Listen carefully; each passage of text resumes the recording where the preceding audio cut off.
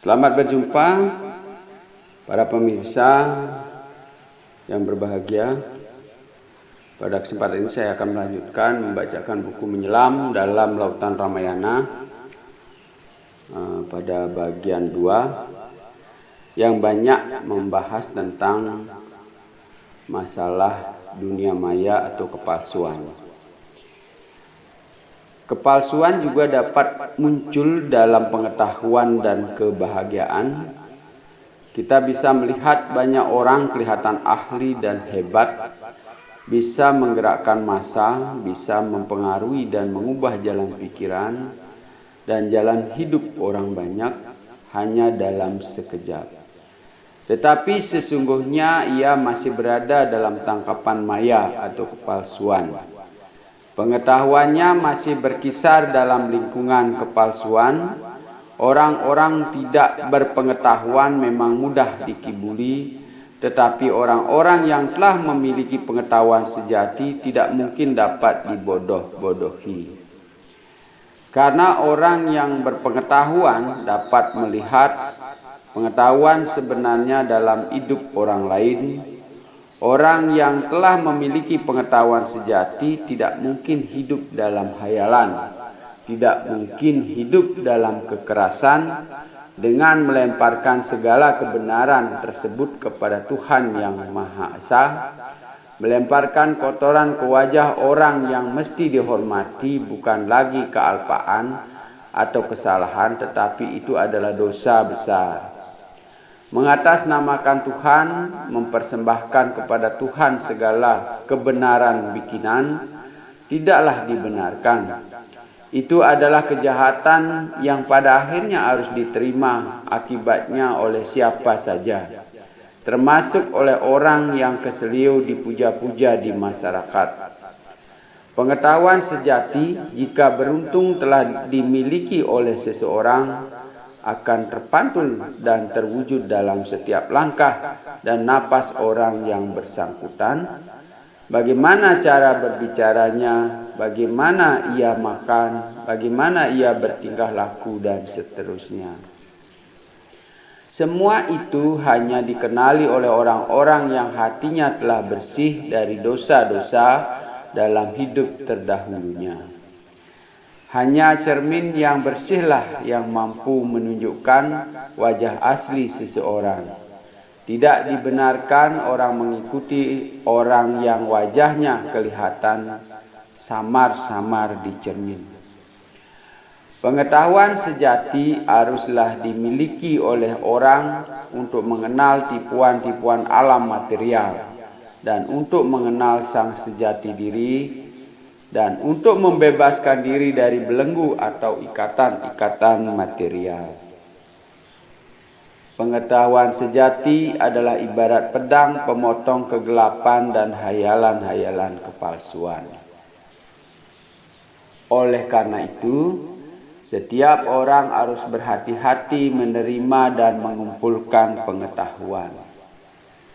Mengumpulkan kaca asli yang dibeli mahal tidaklah berarti sama sekali. Menghias diri dengan puspita, wacana atau kata-kata berbunga dengan berbagai pengetahuan tidak sejati adalah sebuah kebodohan yang patut segera dibabat habis dengan pedang ilmu pengetahuan sejati. Selain kepalsuan muncul dalam bentuk pengetahuan, ia juga bisa muncul dalam bentuk kebahagiaan. Kebahagiaan ini saya beri tanda kutip sebab ia bukanlah kebahagiaan sejati, tetapi ia hanyalah seperti jenis kesenangan atau kepuasan yang disulap dalam kata bahagia. Zaman sekarang ini orang-orang sangat miskin dalam kebahagiaan, sehingga mereka merasa perlu menyulap kesenangan atau kepuasan biasa dalam bahagia. Orang-orang sudah tidak mampu membuat istana atau rumah dengan hiasan emas permata. Mereka akhirnya membuat rumah dengan hiasan kaca berwarna-warni.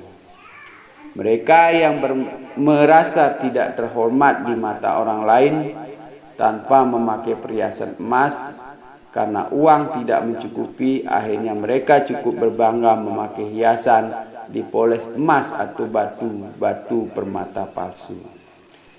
Setiap orang atau setiap makhluk hidup di alam semesta ini menginginkan kebahagiaan. Tetapi tidak banyak orang memiliki kebahagiaan yang sebenarnya.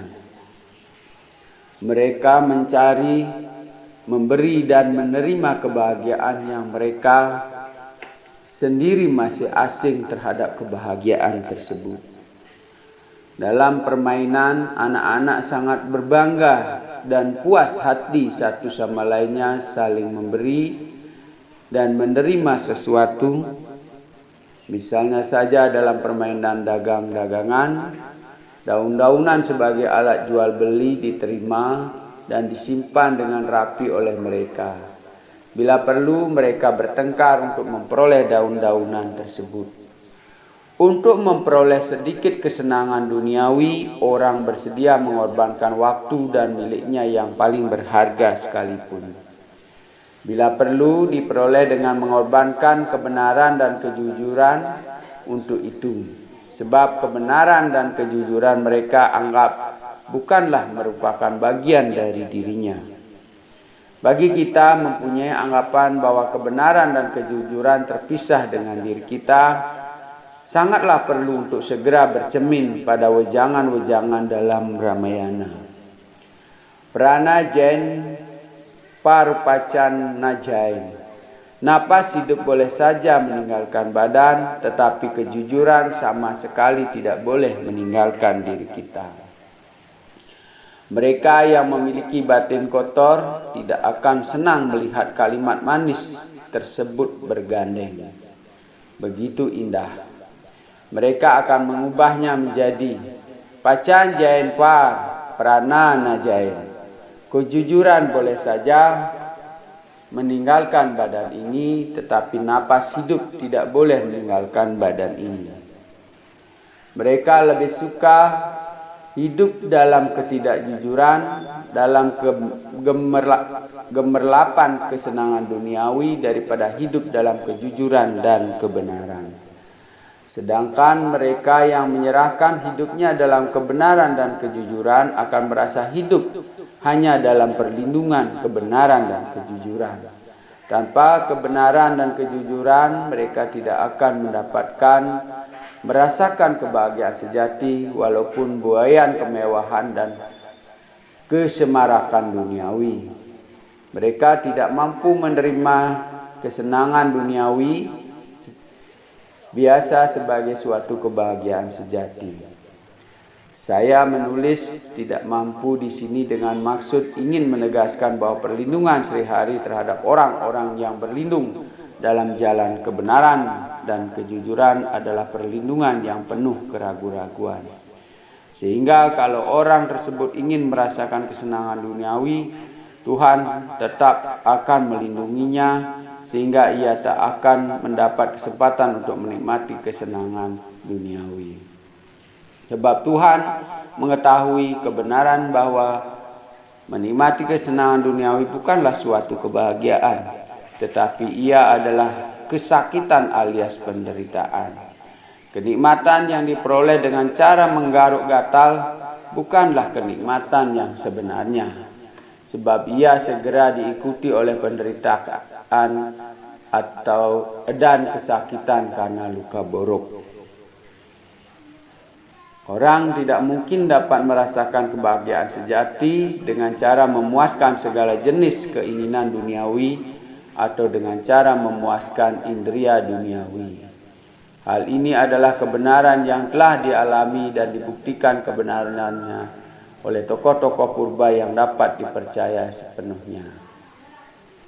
Raja Yayati yang telah menikmati kepuasan indria duniawi dalam jangka waktu sangat panjang dengan cara meminjam masa muda dari putranya, akhirnya menyimpulkan bahwa kepuasan indria duniawi tidak dapat memberikan kebahagiaan sejati. Dan ia tidak mungkin pernah dapat dipuaskan dengan cara memenuhi segala keinginan duniawi tersebut. Orang hati jika keinginannya dipuaskan, tetapi ada pula beberapa orang akan bersenang hati jika keinginannya tidak dipenuhi. Kebahagiaan sejati hanya dapat dirasakan dengan cara tidak memuaskan indera duniawi secara merajalela. Demikianlah bagian kedua saya sampaikan. Jadi masih panjang untuk membicarakan soal tentang pengetahuan palsu dan kebahagiaan palsu yang akan saya bacakan di bagian ketiga. Terima kasih.